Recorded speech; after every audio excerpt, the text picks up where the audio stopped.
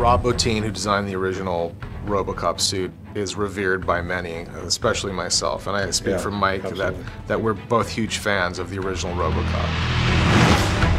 I was definitely nervous. I was just like, well, even if we do the best suit ever, it's going to be compared to the original. And it holds a place in a lot of people's heart where they just don't want to see it remade, which I completely understand where you're coming from. But at the same time, it's like, to get an opportunity to work on it is, to me, again, it'd be a childhood dream come true.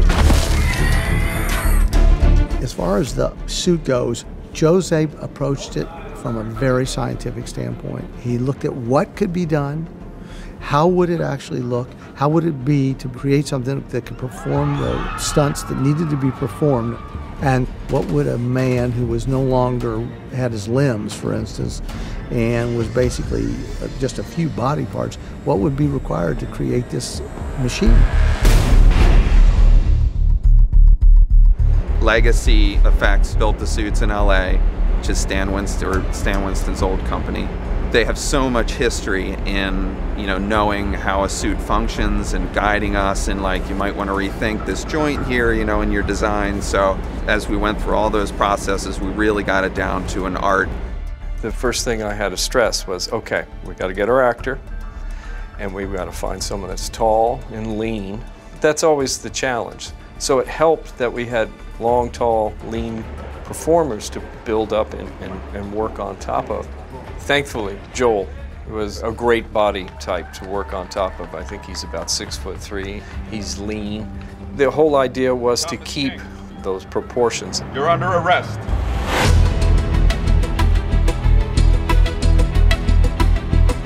We went through a lot of different ideas in the beginning. It went from being a very bulky, larger kind of football superhero suit all the way down to the more streamlined, slim suit that it's become. It's interesting, like, you want it to be scary, but at the same time, you want it to be friendly enough that people are rooting for this guy. So that was the fight that we had to go through between, making him too much over the top, and like, is his son, when he meets him, going to be so terrified that you're never going to link up with this character in the story.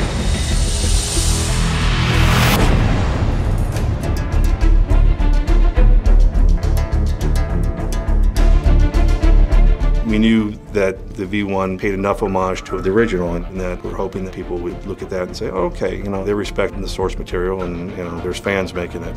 Go ahead and do your thing.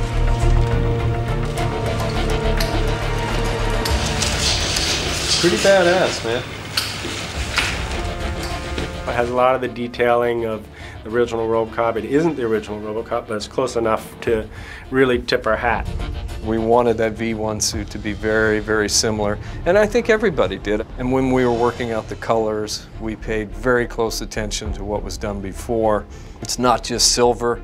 There's slight iridescent, reflective colors of greens and purples and blue. So we sort of brought that to the mix. I mean, we collaborated very closely with the art department and design team. So it was a very, very collaborative process. So the black suit, which is the version 3 as we're calling it, is the second iteration of the suit that we see within the movie. When they were designing the V3, Jose, his idea was that the way robotics are right now, we're kind of to a point where most robots can almost mimic humans. So to have something that moves like a robot felt a little dated to him. So he's like, well, why don't we bring the robot to modern times and say, okay, he can move quicker and faster than the average human. So that was the idea behind the V3 version, which is the black, more sleek suit. So the idea is that he's a superhuman and has, very fluid motion. But then I did want to give it something a little bit more robotic. So when I was walking, I'd turn my head first and then the shoulders after, like a small homage to how Peter Weller created the movement pattern of the original. So what we did was we took a scan, a three-dimensional scan of an actor, and that gets transferred into the computer. Then we took digital models, and then we transposed those onto the body forms digitally. Then from that, you clean up that data, and then we mill out the actual body. In other words, out of a hard foam, You go back and you mill out his form.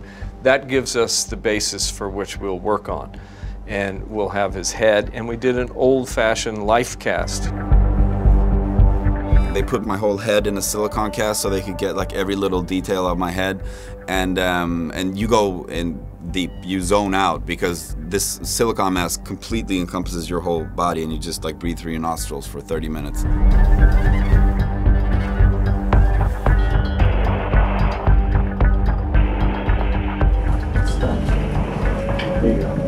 Okay, slowly back out. Hi, handsome. How was that? Felt like I gave birth to myself. Yeah. You kind of did. You get all of the nuances of his face along with the scans. So between all the data, it really gives you a good foundation to build upon. It's a terrific process that's at our fingertips. I mean, back in the old days, you'd be laying up clay onto his body form and sculpting and trying to get the symmetry to both sides. Now, by sculpting it digitally, it allows us to create those assets so that you're very sure before you move to the next step. So it all comes down to choices on how they're going to be built and designed.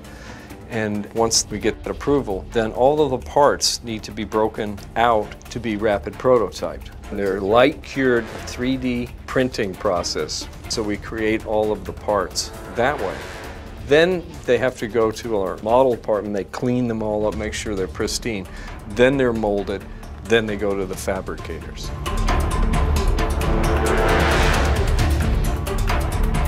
These are all the molds that we're using to make all the different suit parts. So this is an actual mold in here.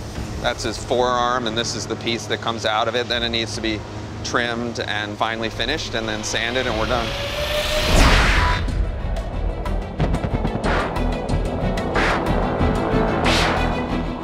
All of the suit needed to be transposed to fit Joel and to make sure his joints were free, plenty of clearance for movement, and then still holding on to the integrity of the designs that were, approved.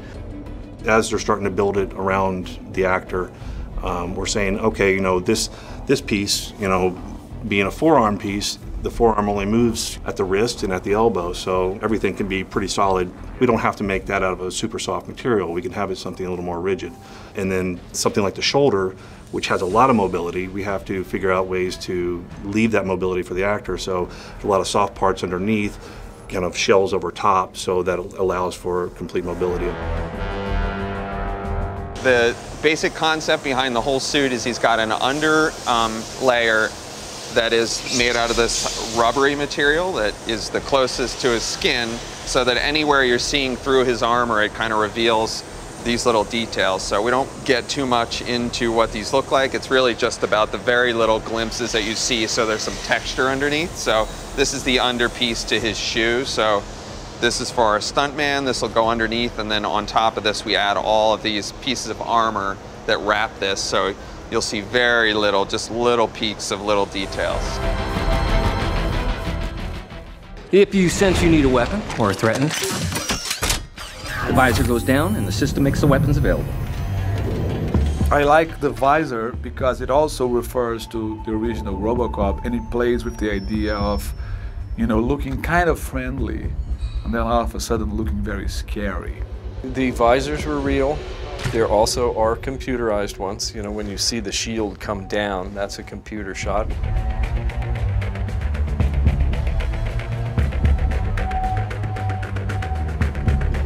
Which then cuts to, a finished shield, or, depending on what he's doing, it may be digital, or it could be the practical one.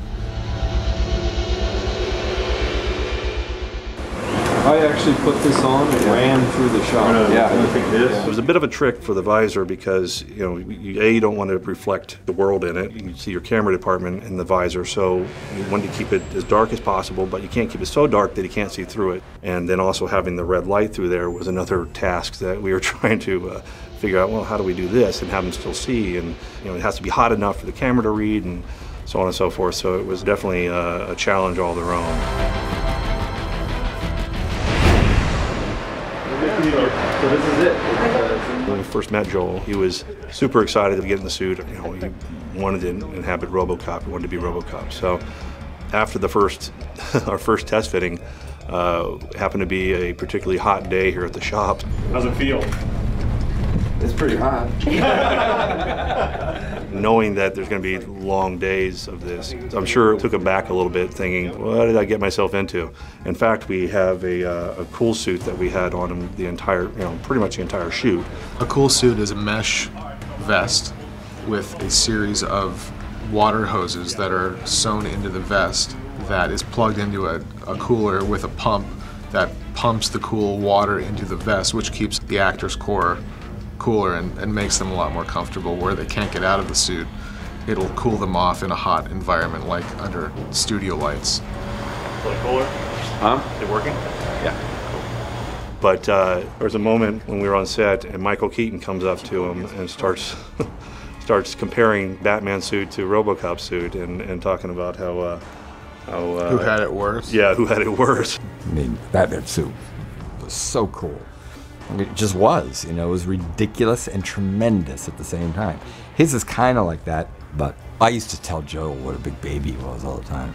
He said, this is nothing. Even little air conditioning units in there. How much does it weigh, the whole thing? You know what? Good question. I'll have to weigh the whole suit and find out. Step on the scale. Right behind you. 224. 42 pounds. The suit's 42 pounds. Weight's always an issue, so we're always constantly thinking about how we keep it as light as possible, so we don't fatigue the actor, and keep it as cool as possible. We don't want to add too many layers because the actor is running around. You're constantly uncomfortable, constantly at the wrong temperature, and while you're acting and during the scenes, the suit is very helpful. It creates 80% of the character on its own. But in between takes, when you're trying to hang out and just talk, you're like, hey, you just feel awkward. Put your hands behind your back. You can't deny that you're in this big black suit. It's a fact, you can do all the acting work you want, but you're a guy in a big black rubber suit. Then the acting part has to kick in and go, okay, I accept that. And Joel is a very, very serious actor and really good, and he's stuck in it all day long. He seldom got out of it, it's sit through the whole day, get locked into his character, and really knew how to, kind of transcend it, actually. I realized halfway through the shoot that all those things that I was feeling was 2% of what Alex Murphy was feeling. And then I realized that it was actually something that was helpful, just feeling insecure and feeling naked, because you're not wearing clothes and you're naked underneath, so you feel weird. And Alex would have felt 100 times that. I love the old film, and I love what Jose is created with this version, and it was a great opportunity for us to update the character of Robocop. Make him more tactical, make him look, let's go with black. You can cuff him now, Jack.